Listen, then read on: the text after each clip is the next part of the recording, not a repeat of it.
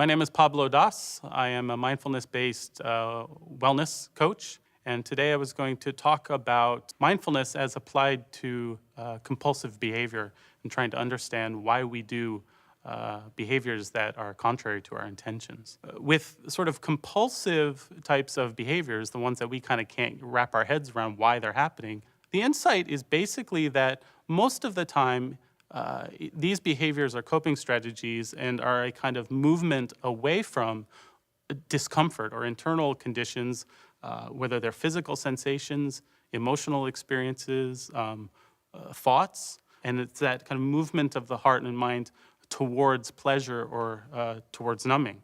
What I have found to be most helpful is the practice of turning towards and deconstructing our experience, breaking it down into its parts. I was in a big, heavy pattern with eating ice cream.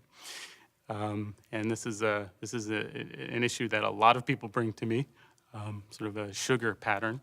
I was in a pattern where it was like 12 days in a row, and I was really sort of feeling like it was a pattern that was so strong that I couldn't break it. And I remember sort of taking the prompts of my teacher's instructions and just kind of throwing myself into my couch and just kind of inquiring, like, what is this experience? Along with the physical sensations of sort of loneliness, the tightness in the chest, or sort of empty feeling in the belly, or other physical sensations, I was surprised to notice that what was also there were images.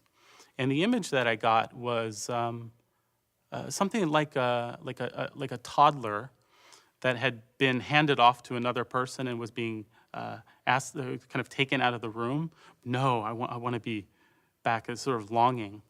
It wasn't that I was some sort of diseased addict, as my sort of recovery programs would have me believe, but rather that there were really good reasons why I was doing what I was doing.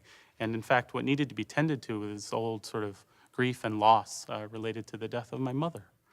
And that was an important insight, to realize that our behaviors don't arise out of nothing, but that there are very often really good reasons why we do what we do, and that it's no longer necessary to harm ourselves in response to pain. And that was a big insight for me.